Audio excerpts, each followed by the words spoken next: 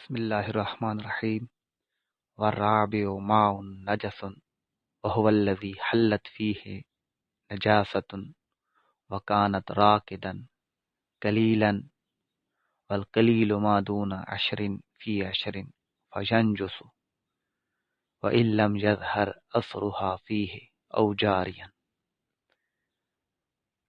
پانی کی اقسام ہم پڑھ رہے تھے، 3 قسمیں ہم نے پڑھ لی تھیں، چوتھی قسم کا بیان کیا جا رہا ہے۔ پہلے ترجمہ سماعت فرما لیجیے۔ والرابع، اور چوتھی قسم، ماء نجس، ناپاک پانی ہے۔ وہو الذی حلت فیہ نجاست، اور یہ وہ پانی ہے جس میں نجاست پڑ جائے۔ حلت فیہ، جس میں حلول کر جائے، یا حلت کا معنی یہ بھی کیا گیا ہے کہ واقعت فیہ، جس میں نجاست گر جائے، نجاست پڑ جائے، جس میں نجاست پڑ جائے، یہ وہ پانی ہے۔ وکان راکدن قلیلا، اور وہ پانی ٹھہرا ہوا ہو، تھوڑا ہو۔ اور قلیل کتنا ہوتا ہے آگے بتا رہے ہیں، والقلیل ما دون 10 فی 10، جو داہ در داہ سے کم ہو۔ داہ در داہ کی وضاحت میں آگے کروں گا۔ تو جب تھوڑے پانی میں نجاست پڑ جائے، فینجس، تو وہ ناپاک ہو جاتا ہے۔ وَإِن لَمْ يَظْهَرْ أَثْرُهَا فِيهِ، اگرچہ ظاہر نہ ہو، اور اگر لم یظہر، ظاہر نہ ہو، اثرها، اس کا اثر یعنی نجاست کا اثر، فیہ، پانی میں، اگرچہ نجاست کا پانی میں اثر ظاہر نہ ہو، یعنی بہت تھوڑی بھی ہو تو بھی وہ پانی ناپاک ہو جائے گا۔ او جارین، یا پھر پانی جاری ہو، وظہر فیہ اثرها، اور اس میں نجاست کا اثر ظاہر ہو جائے۔ والاثر، اور اثر کسے کہتے ہیں؟ والاثر، اور اثر، طعم او لون او ریح، ذائقہ، رنگ اور بو ہے۔ والاثر طعم او لون او ریح، اثر، ذائقہ، رنگ اور بو ہوتی ہے۔ اب صورت مسئلہ کو سمجھیں۔ چوتھی قسم بتا رہے ہیں کہ وہ پانی جو ناپاک ہوتا ہے۔ یہ کون سا پانی ہوتا ہے؟ اب پانی کی یہاں پر انہوں نے 2 صورتیں بتائی ہیں۔ یا تو وہ پانی تھوڑا ہوگا اور ٹھہرا ہوا ہوگا، یا وہ پانی زیادہ ہوگا، یا وہ جاری ہوگا۔ اب ہر ایک کے بارے میں مختلف صورتیں انہوں نے بتائیں، مختلف احوال بتائے کہ اگر کسی پانی میں نجاست پڑ جائے۔ اب نجاست پڑنے کے بارے میں، پانی میں نجاست گرنے کے بارے میں بھی یہ مسئلہ ذہن میں رکھیں کہ نجاست کے گرنے کا یقینی علم ہو، یعنی اس کو یقین ہو کہ ہاں واقعی ہی اس پانی میں نجاست گری تھی، یا پھر اس کو غالب گمان ہو کہ اس پانی میں نجاست گر گئی تھی۔ یہ نہیں کہ بس اس کا وہم کہہ رہا ہے تو اپنے وہم کے مطابق عمل کرے، نہیں، نجاست گرنے کا اسے یا تو یقین ہونا چاہیے یا غالب گمان ہونا چاہیے۔ غالب گمان کا مطلب یہ ہے کہ اس کا ذہن 50-50 نہ ہو، بلکہ 50 سے زیادہ % اس بات کی طرف اس کا ذہن جا رہا ہو کہ نجاست پڑی ہے۔ تو بہرحال نجاست پڑنے کے متعلق بھی یہ بات ذہن نشین ہونی چاہیے کہ پڑھنے کا مطلب یہ ہے کہ اس نجاست کے پڑھنے کا یقین ہو جائے یا غالب گمان ہو۔ تو اب اگر کسی پانی میں نجاست پڑ جائے اور وہ پانی تھوڑا ہے۔ اب تھوڑے کا کیا مطلب؟ تھوڑے کی تعریف یہ ہے یعنی فی اشرن، اشرن فی اشرن کہا یعنی 10 ہاتھ لمبا 10 ہاتھ چوڑا، اور ایک ہاتھ جو ہوتا ہے وہ 1.5 فٹ کا ہوتا ہے۔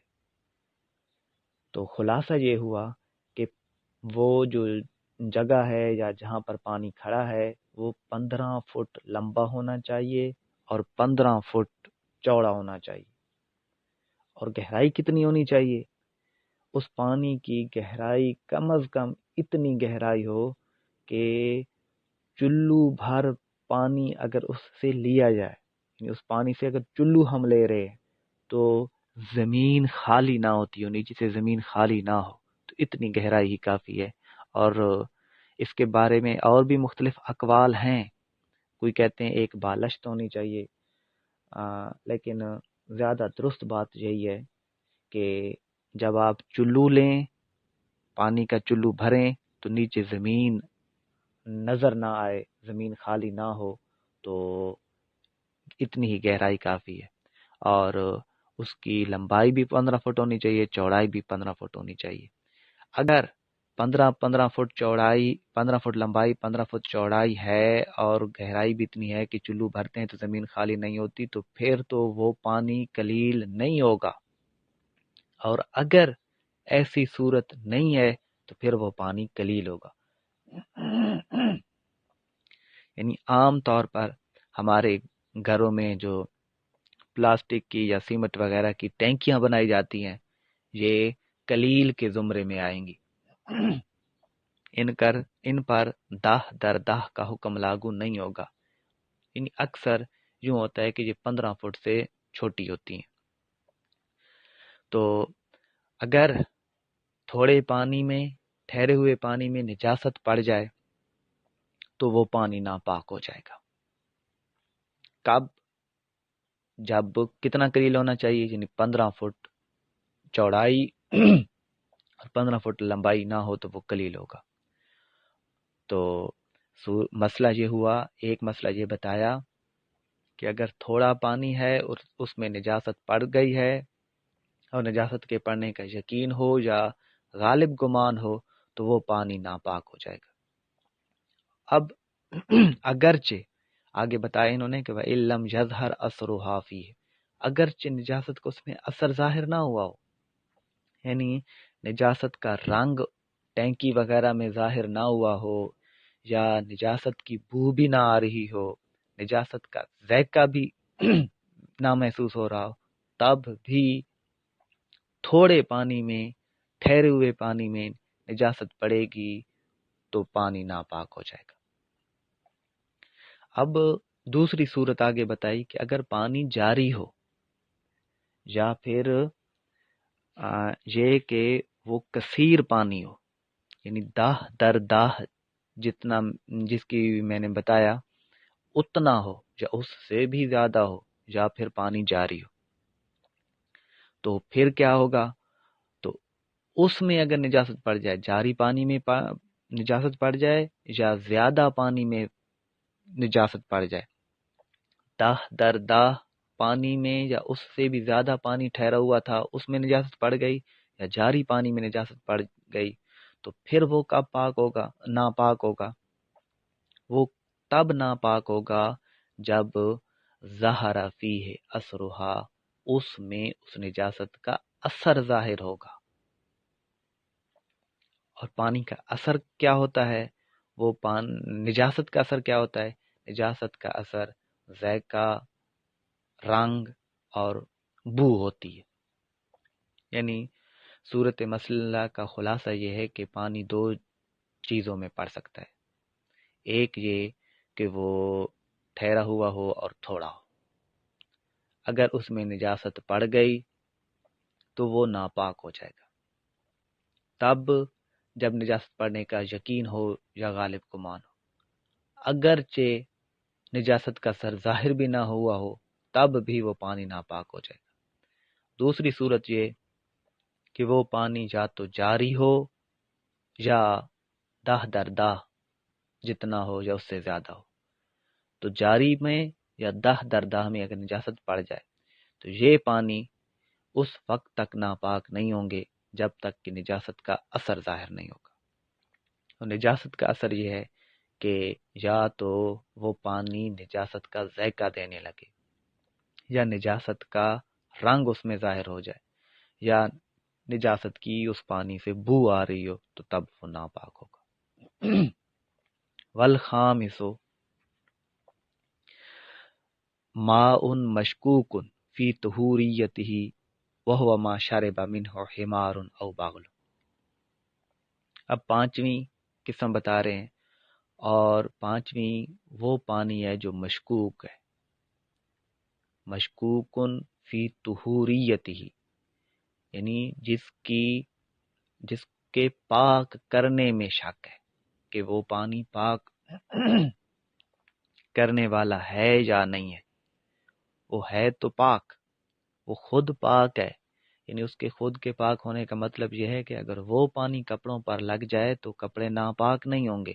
ہاں، اب اس بارے میں شک ہے کہ اس پانی سے طہارت حاصل ہو سکتی ہے یا نہیں، اس میں شک ہے۔ شک کا مطلب یہ کہ دلیلوں میں اختلاف ہے، اس کی اباحت میں بھی دلیلیں ہیں اور اس پانی کی حرمت میں بھی دلیلیں ہیں، اور صحابہ کرام علیہم رضوان کا بھی اس پانی کی طہارت میں اور نجاست میں اختلاف پایا جاتا ہے۔ یہ کون سا پانی ہوتا ہے مشکوک پانی؟ وَهُوَ مَا شَرِبَ مِنْهُ حِمَارٌ أَوْ بَغْلٌ، یہ وہ پانی ہے کہ جس سے گدھے نے یا خچر نے پیا ہو، یعنی گدھے یا خچر کا جو جوٹھا ہے وہ جوٹھا پانی مشکوک ہوتا ہے، اس کے پاک کرنے میں شک ہوتا ہے، اس کے پاک کرنے میں اختلاف ہے۔ خچر کسے کہتے ہیں؟ خچر وہ جس کی ماں جو ہو وہ گدھی ہو، اس لیے کہ بہت سارے معاملات میں جانوروں میں ماں کا اعتبار کیا جاتا ہے، یہ نہیں کہ جس کی ماں گھوڑی ہو، جس کی ماں گدھی ہو تو اس کو بغل عربی میں کہتے ہیں، اس لیے کہ جھوٹے پانیوں کے احکام کے بارے میں، حلت اور حرمت کے بارے میں، اسی طرح آزاد کرنے اور غلام بنانے میں، یہ ان تمام معاملات میں ماں کا اعتبار کیا جاتا ہے، اور نسب میں صرف باپ کا اعتبار کیا جاتا ہے۔ تو بغل وہ کہ جس کی ماں گدھی ہو، تو گدھے یا خچر نے جس پانی سے پیا ہو تو وہ پانی مشکوک ہوگا۔ مشکوک کا کیا مطلب؟ مشکوک کا مطلب یہ کہ وہ پاک کرنے والا ہوگا یا نہیں ہوگا، اس میں اختلاف ہے۔ خود وہ پاک ہے، یعنی وہ کپڑوں پر جسم پر لگ جائے تو کپڑے یا جسم وغیرہ ناپاک نہیں ہوں گے، ہاں اس سے طہارت حاصل نہیں کی جا سکتی، اس میں اختلاف ہے۔ واللہ اعلم بحقیقت الکلام۔